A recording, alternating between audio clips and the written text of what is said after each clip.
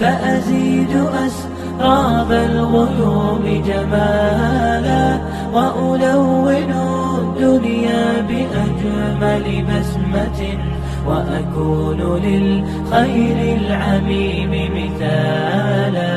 أسمو وأجتاز السماء جلالا فأزيد أسراب الغيوم جمالا وألون الدنيا بأجمل بسمة وأكون للخير العميم مثالا وأراقب الرحمن سبحانه وتعالى يوصيه laga yaabaa maraynu galasii waxaynu dooranna ma ahayn waa lanagu khasbay waynu la qabsannay sida loo xisaabtamay ood garanaysa hadday dawlad tahay hadday qof tahay hadday cid walba tahay waa wax maanta caalamka islaami qabsaday marka haddaynu soo koobno haddaynu wax iskaga xisaabsanayno waa gaar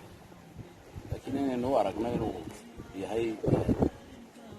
wax macno badana ku fadhiyo oo aynu inagu matalan isku hambaliyayno nidhaahno waa sanad cusub iyo yani waxa weeyaan kullu caam wa antum bikhayr iyo hambaliya iyo new year iyo wax noocaas oo kale negateena ma waana arrin runtii khatarteeda leh oo culimada islaamka ay aad uga hadlaan in la waafaqo ciidaha gaalada ciiduhu sidoodaba waxay ka mid yihiin astaamaha ummaddu leeyihiin ciid haddii la yidhaahdo waa wax ummad gaar u leedahay